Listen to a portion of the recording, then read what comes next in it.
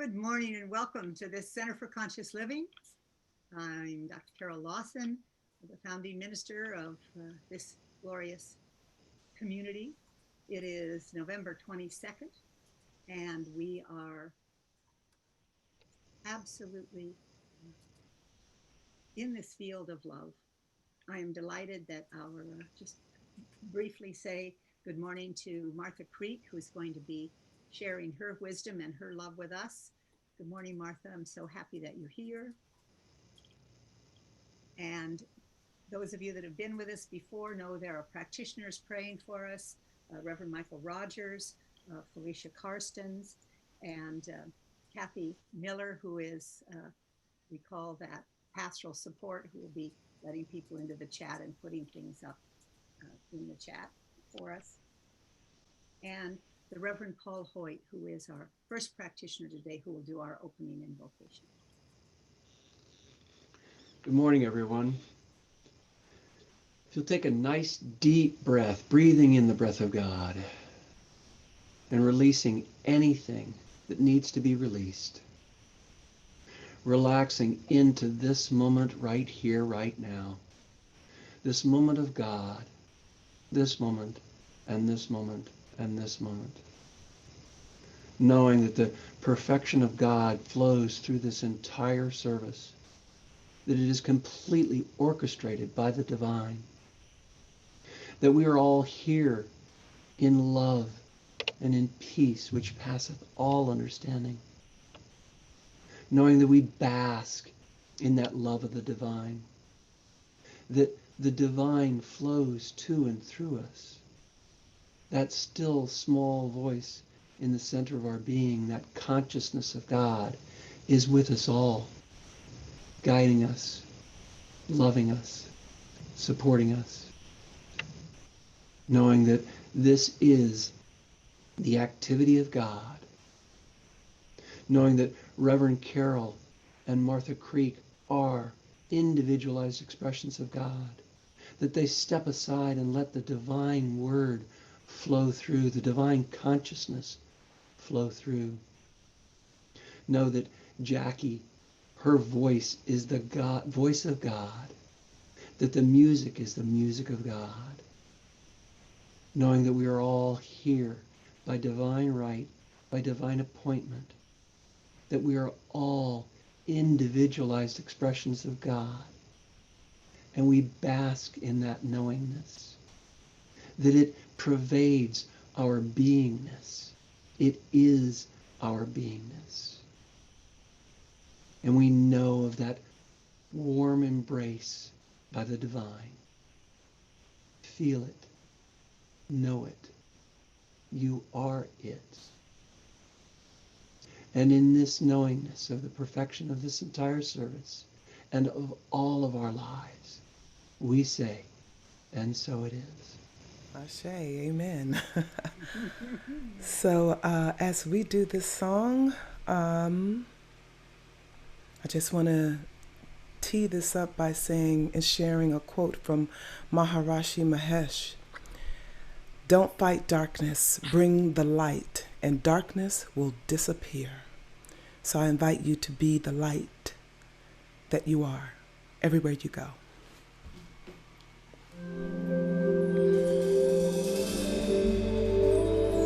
And let's just center ourselves one more time. I am, I am. I am, I am.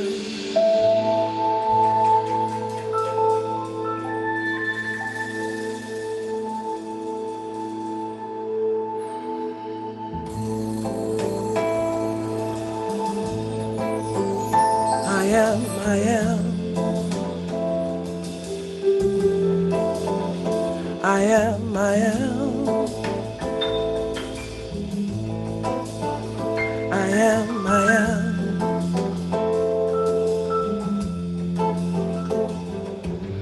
I am a light. I shine so bright. I illuminate the darkness. I am a light. I shine so bright, I illuminate the darkness. There are times when I forget the Spirit lives inside of me. When I drop into that source of love in my heart, I am free, and I am a light. I shine so bright, I illuminate the darkness. I am a light. I shine so bright, I illuminate the darkness.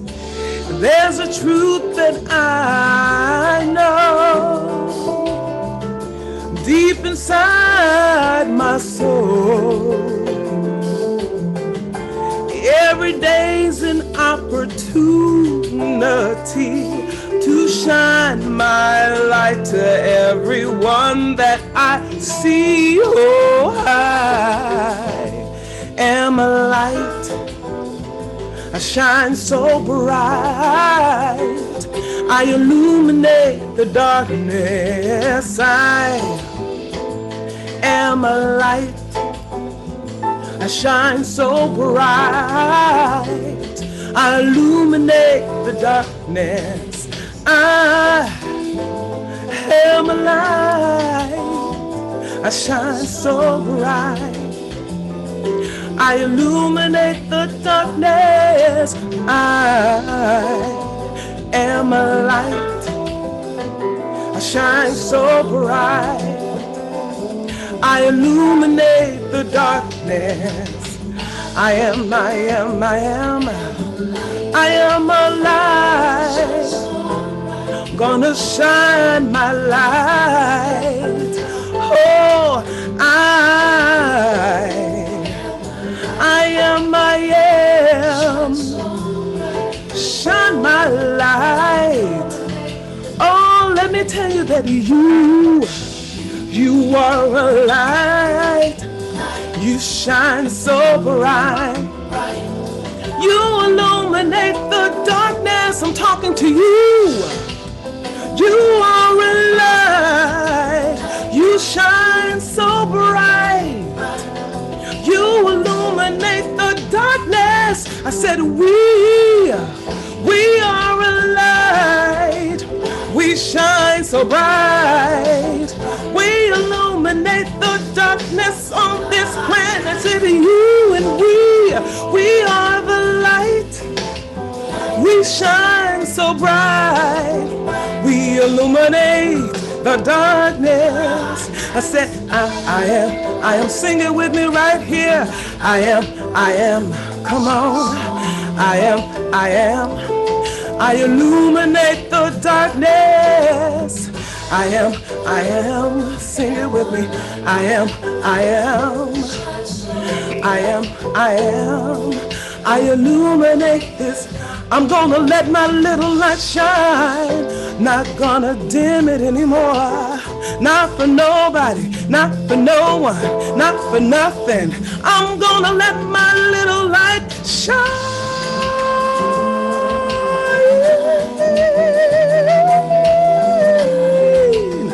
I invite you, let your light shine. Shine. We are the light. We are the light.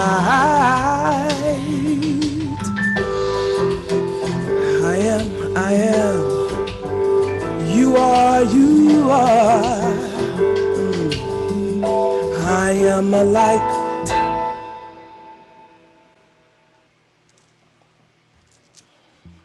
Oh, perfect. Jackie, thank you so much. Wonderful. Thank you. Let's ask Reverend Paul Hoyt to come back and do our inspirational reading.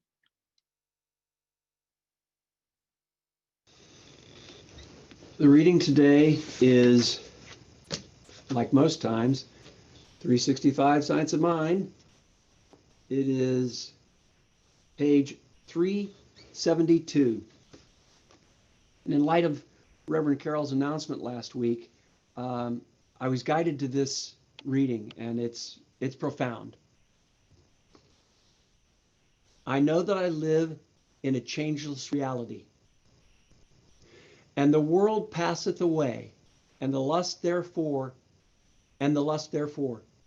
but he that doeth the will of God abide forever. John 2:17. All that is with you passeth away, but that which is with God abideth. The Quran. Neither the will of God nor the nature of God can change. Reality is the same yesterday, today, and forever. That which was is. That which is will remain. As human beings, our nature is spiritual. The only thing about us that can change is that which ought not be permanent. We are changeless beings living in a changing world. Thus, all of our experiences are bound together on a thread of continuity that James Russell Lowell says, the thread of all the all-sustaining beauty which runs through all and doth all unite. It is wonderful to know that something permanent, substantial, and eternal stands in the midst of our being, and I believe watches with joy the eternal changing taking place. To the spirit which changes,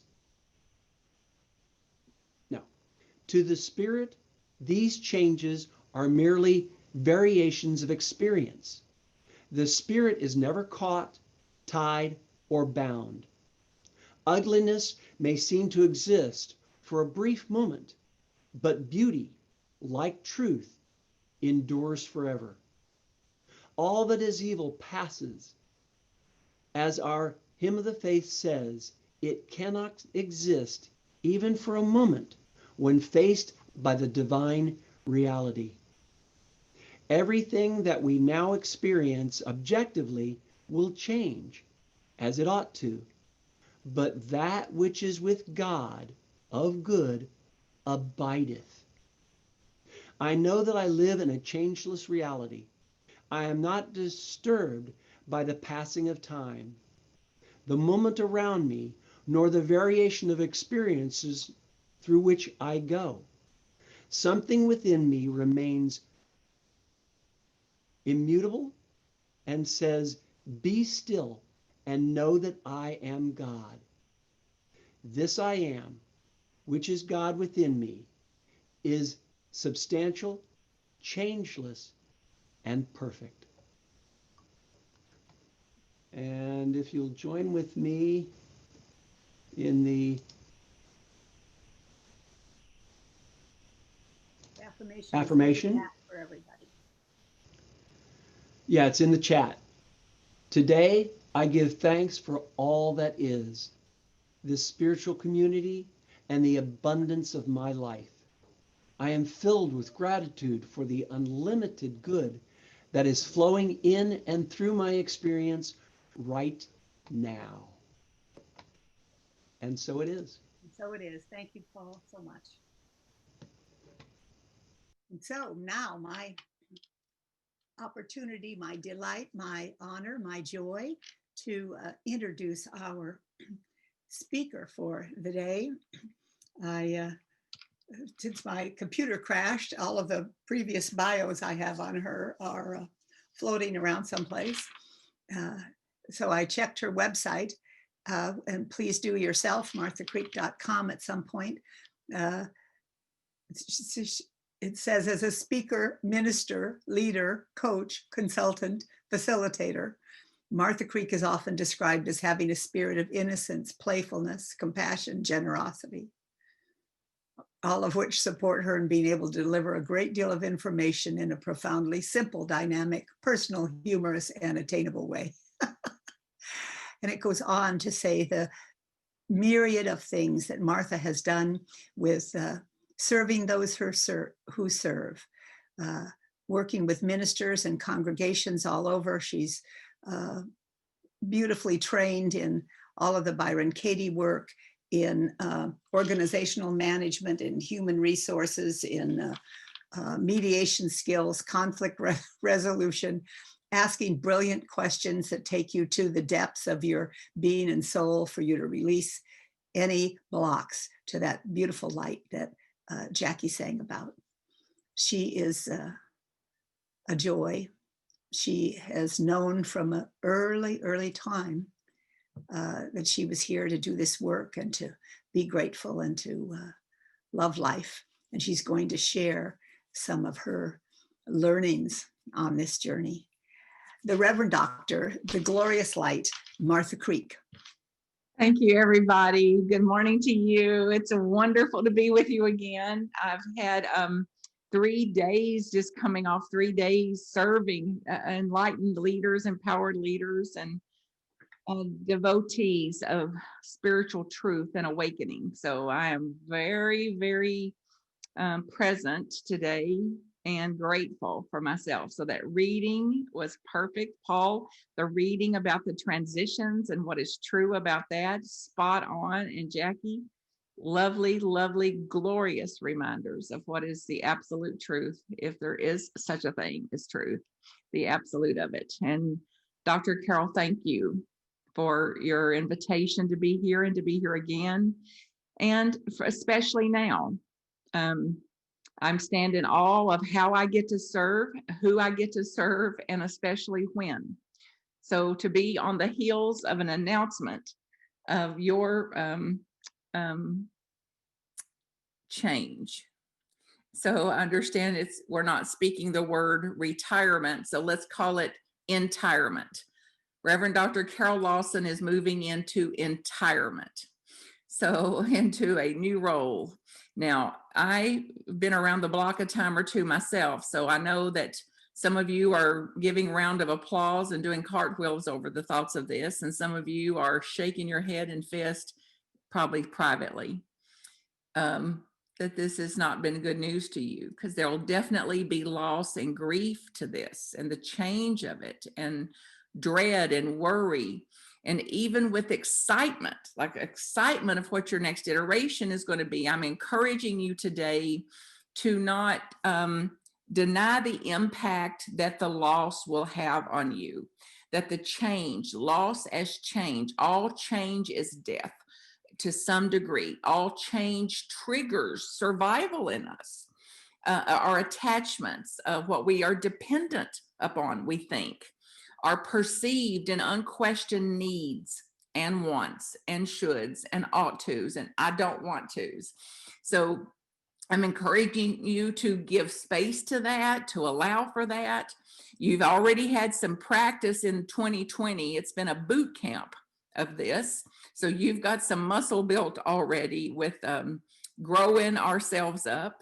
And it's a high time to be in whatever spiritual practice you have, to just dial that up, to dial up whatever works for you, whatever keeps you aligned in truth, whatever keeps you aware of a mystic's view of what is happening instead of a little closed down peephole kind of view about what's happening, that you continue to step back and gain perspective on the course of the life of this woman, the course of the life of this leader, 27 years in a spiritual center, pioneering all that you have done to co-create with that, and the very, very solid foundation that it is, that it has been, that it is, and that it will be, even with the chaos, the disturbances, the confusions, the what ifs, and it better be and it better not be, and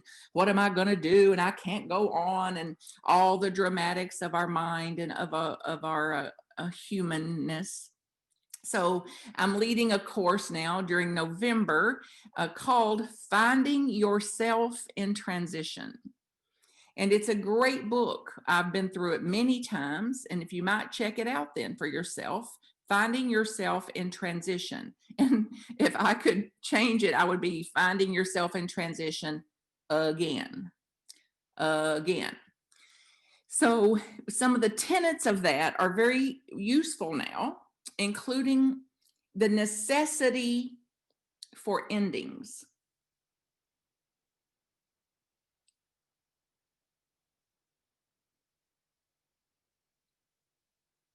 No thanks.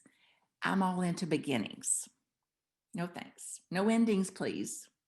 Particularly people I love. People, the necessity of endings, the assuredness of endings, all things must end. All things will. So the necessity, you don't have to like it a bit. We don't have to love it a bit. And it will end. It is included in the nature of things. It's included in nature's unfoldings. It's included in our spiritual evolution, our emotional evolution, our psychological evolution, the endings. So then the necessity of that. So just notice today what your thoughts and feelings are about endings and about this ending, perhaps, or an ending that you may be going through personally. Jobs, relationships, income, housing, mobility, your quick mind, anything that feels like there's some loss there. And notice the thoughts and feelings about it. And then I love when Dr. Carol introduced me, she said, I am useful in questioning, something like that I use questions to get to the depth of things. It's true. And here's one. What's going to be vital in this transition for you to manage? What thoughts are you going to need to manage, regulate, question, turn around? So it's critical for us to apply our teaching, to renew our minds, to get a different framework around how we look at things, even in our humanness. So what's your normal way of processing grief and loss? What's your patterned way of processing? It could be to deny, to disassociate or detach, disengage. And I'm encouraging you not to do that. Even though we're patterned for it, even though it's dominant, predominant tendencies, propensities, wiring, that there's another option for us. There's another option for practitioners. There's another option for spiritual seekers to say, even with the patterned ways of looking at this, I'm not going to detach here. I'm not going to disengage. Matter of fact, I'm going to dial up my engagement. Matter of fact, I'm gonna dial up my practice. I'm gonna dial up my care for the spiritual community. Like, church is not closed. Buildings are closed. I'm gonna dial up how I'm caring. I'm gonna dial up how I pray. I'm gonna dial up silent time with God. I'm gonna dial up contemplation, reflection, whatever it is. It's a time then to go the other direction instead of this tendency to fold our arms or cross our arms or take our toys and leave the sandbox. This just hurt my feelings. I don't like this. She could have waited 5 more years to retire. To entire. She could have waited 5 more years after all I've done for her. Oh, May, it's my turn. It's your turn. Carol took her turn. And took it and took it and took it. And she's still going to be serving. She's still, as long as she can crawl and push a Zoom link, she'll be serving. That's her nature. That's her wiring to do that. So she'll be teaching and living it out and questioning and doing her own work about this. So how can you be with grief in life? How can you be with loss wholeheartedly, not minimizing the impact it has on you, not denying that it has impact, but not letting it have you? So I have grief, and grief doesn't have me. You'll have grief, and grief doesn't have to have you. And then the tendency, some of us understate it. Like, oh, all is well. No, all is well. It's all good. It's all good. It's like, well, tell your heart because it is still hurting, or tell your face because it's not caught up yet either with your it's all good affirmation. And then some of us have a tendency to overstate it. Oh, I just can't go on. I just can't go on. There'll never be another minister. Nobody will ever love me like Carol Lawson. Nobody will ever understand me like Carol. It's like, well, of course, there's only one. She's taken.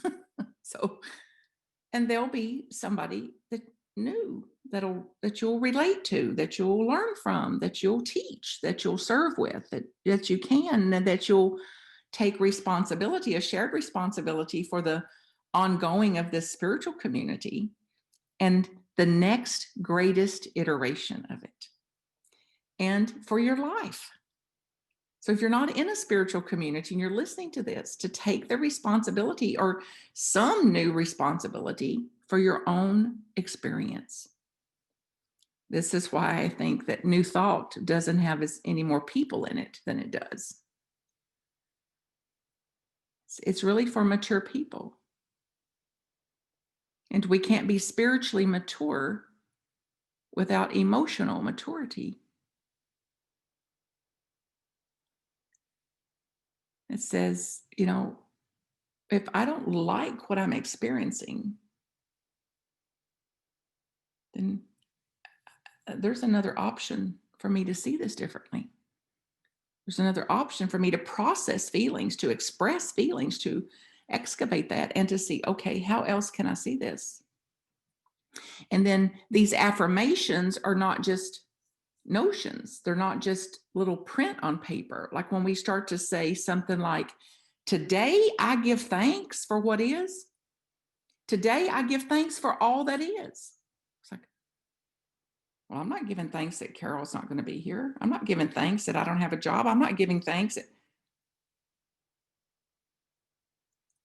Give thanks for what you can. That I had a job. That I've got money left over, money that I saved.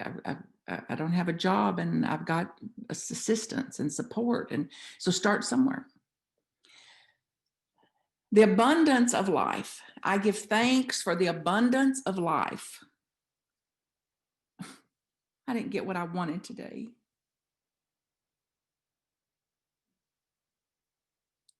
Abundance of life. What do I have? That I then express from a fullness of gratitude the unlimited nature of it. And if I don't like it, it's like it'll pass. Everything does, endings. And it flows and it's unfolding. And it's not just a theory of unfolding. It's not just a theory of God expressing itself as us, that it's Alpha and Omega. And it's in my experience now, right now. Ashe. And it's one thing to say Ashe. It's another thing entirely to live Ashe. It's one thing entirely to speak about the abundance of life. And it's another thing entirely to live it. So this is the season. This is the time that this is Thanksgiving. Happy Thanksgiving. It's like happy thanks living. Happy thanks living. Living thanks, giving thanks. And as another thing Carol said, it's been my primary spiritual practice since I was a little kid. And if there's superpowers, I sincerely believe it's what it is. Gratitude. living things, living things. And I hurt, I have tantrums, I have hissy fits. I don't like things a bit. I sure don't love what is most of the time. However, I rarely go to war with what is. Herein lies the power of the universe. So whether or not I ever love it or like it, who knows? But if I don't fall hostage to it or victim to it or go to war with it, I still can live a freer, more liberated, conscious, innovative, thoughtful, resourceful, what's possible, what am I going to do here, how am I going to relate to this kind of life. So look at to see what you fear and give some space for it, whatever it is in life, the fear of what's going to happen, the fear of the season, the fear in general, and give some space for the fear. It's normal, natural to have fear. The only people that don't have fear are dead people, and that's questionable. So fear goes with us, fear's included, fear's fine. And see if you can take down any notion that fear is a problem or fear is bad or I must overcome fear. It's like, as long as we have a pulse, we have fear. Oh, well, fear it is. Here it is. And what's another option for me? What's another option for you when you're afraid? So when I asked my 4-year-old great niece, when she says, I'm scared, as she's going down a big slide or she's doing something new. And I often ask her this, what can you do when you're scared? And she stops and says, have someone to hold my hand. Close my eyes.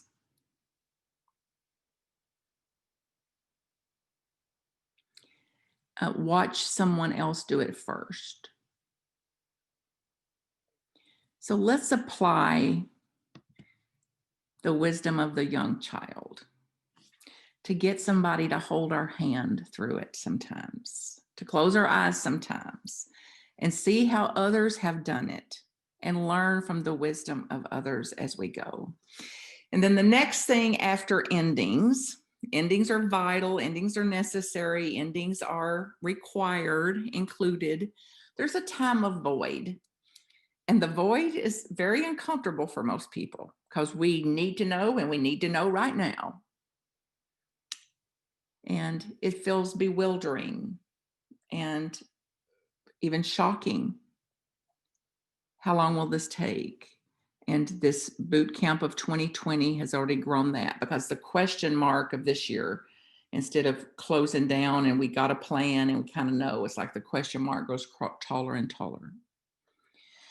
So the void of transition in our life, the void of the between times, vital also. So I'm encouraging you to see it like a season, winter, and the necessity of winter. And most of us prefer to live in spring. Create something, start something, launch something, be a part of something. So we're not all that fond of the winter and the winter time. So get a sense, again, you don't have to like it, but if you had some understanding of the wisdom of taking the winter, of letting there be a time of working in the roots. So then a very, very important part of the transition here is a time in void, the void. So the first lesson, to experience the experience itself, to be in the experience, whatever's coming, the experience. And we're accustomed in this culture to want quick fix. And we got those remotes that let us fast forward through things. Don't you love that? When you can fast forward? So this won't be a time for that. It's going to be a time of changing our pace, allowing roots to come out and new roots to come in, and caring for the roots that are there in all of our life, and certainly in the spiritual community. So what can you do? Here's your question then. What can you do? What can you commit to do to keep yourself in some balance during this time of ending and the void?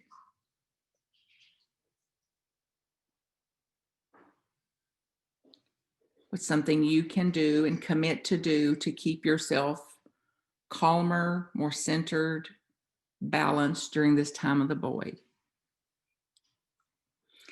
And what skill are you going to need to dial up for the waiting and the not knowing? I don't know how it'll go. I don't know what the outcome will be. I don't know how it will unfold. So what skill, what superpower can you activate, invoke, bring forth to say, in the question mark, in the not knowing, it's spiritual practice for me, and I'm going to activate a gifts that I have. I'm going to activate a skill in me that's going to aid me in navigating this not knowing time, the in between. Brene Brown calls it the messy middle. The messy middle. And do you have a sense that you're already in the messy middle? And then the question about, even as we look ahead, we say, oh, we're headed to the promised land. It's like, whatever's next is the promised land. Something great is about to happen. Don't let your good get in the way of your great. The next greatest iteration of us. So if we're headed to a promised land, if it's true that the next iteration of it is a greater iteration of it, a more evolved iteration of it, then it requires our capacity to let the old dissolve as the new is becoming. So the dissolving and the becoming simultaneous. The dissolving and the becoming simultaneous, and the messy middle of that. And then what is it, and think about this, to your life, to your relationships, to your profession, to your family, to this spiritual community as you're in.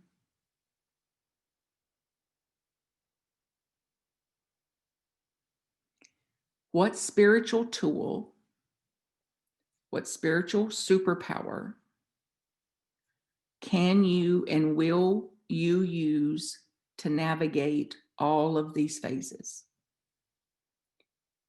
What spiritual superpower, what super tool will help you through the endings and through the dissolving and through the loss and through the change?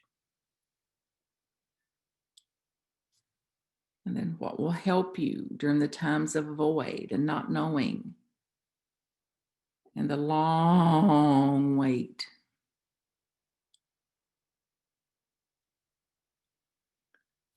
And then for new beginnings, what's it going to take to move into a new arena, a new way of being, a new leader, new leaders, new formats, new structures, new orders of service?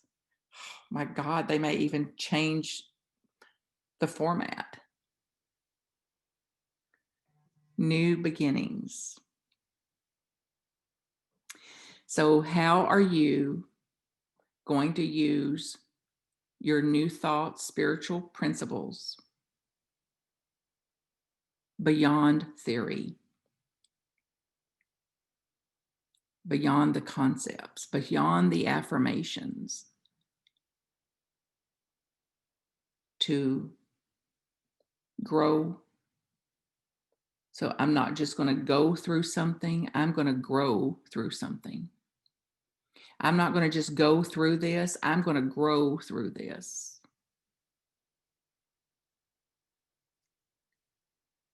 And I'm going to put application to what served me. And for me, one of my commitments is to go back to the books that I got the most significant known change in me, the books that transformed me, I'm going to go back into those books and I'm rereading them and I'm re-highlighting them. And the highlights will be in a different color this time through. So what can you do? What will you do? And I'm inviting me and you, all of us, to really make it a time of honoring. If the high holidays are here, the end of the year, it's also the dark time of the year, the darkest time of the year. So more call for light and being light and light workers and light energy and lighter energy and enlightened energies.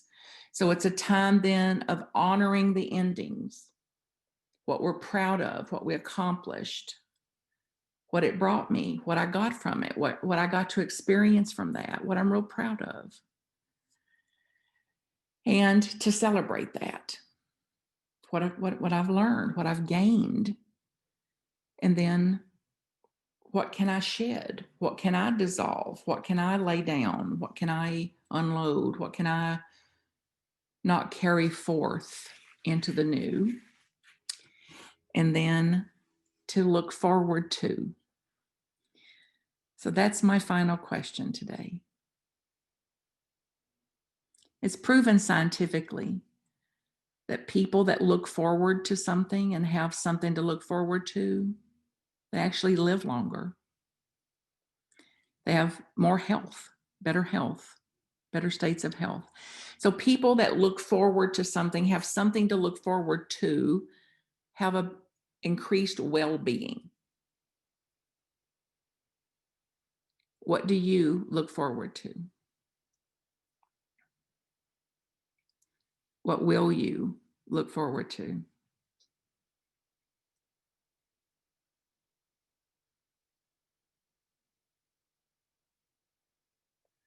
And sense the power, the causative, creative power of that, of what that could shed in me, to just put something out there that I can keep referring to, even when it's messy middle, even with the loss and grief and change. It's there, it's all included. And I'm looking forward to. So denying nothing, detaching from nothing, suppressing nothing, depressing nothing, all included. And I have a broad perspective for this. Natural flow, natural processes. I'm going to align with that for my own ease. And who would you be if you were willing for it to be easier?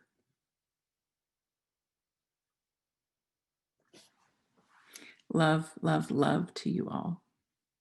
If there's ever a way I can serve you, get me word. I know who you are. I know what you are. And I know how you serve. I'd love you to repeat that if you can. I know who I am. I know what I am. I know how I serve. I know how I serve. I begin again. So it is. Amen. Amen. Thank you, Martha Creek. Beautiful, wonderful. Even listening to somebody else do the talk, I grab my paper and start making notes. It's it's hard not to do that when you talk. Thank you so much. I hope that all of us listening realize that Martha was set to be here this Sunday, I don't know, a month or two ago, and the perfect universe presented. Thank you very much. Okay, you can hear me now? Thank you.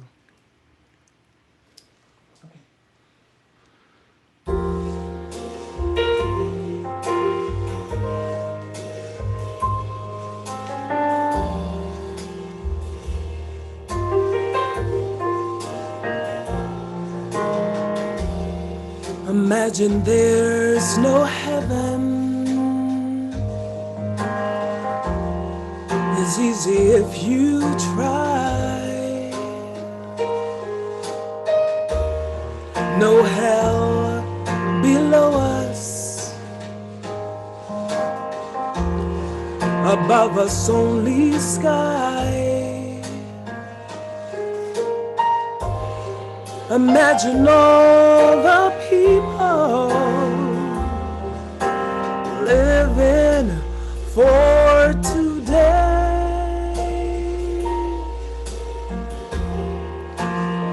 Imagine there's no countries. It isn't hard to do.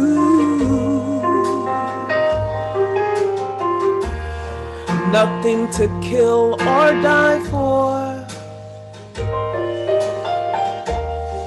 and no religion too. Imagine all the people living life in peace.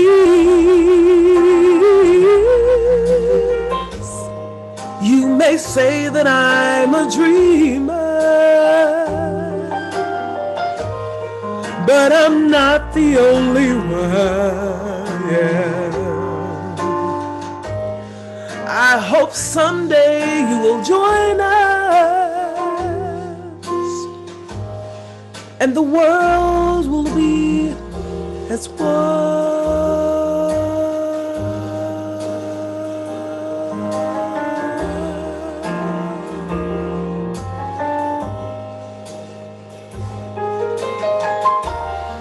Imagine no possessions.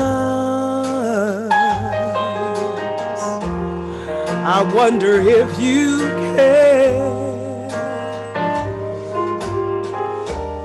No need for greed or hunger. A brotherhood of man. Imagine all the people sharing all the world.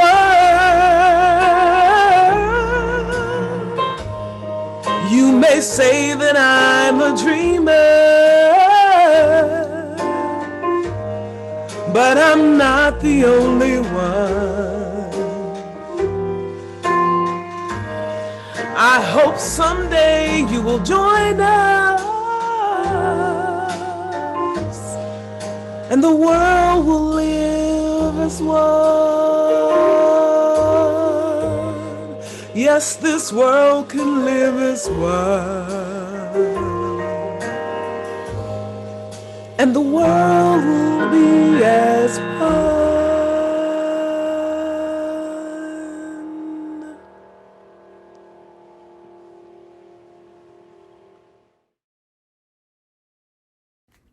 MarthaCreek.com if I can support you. Blessings.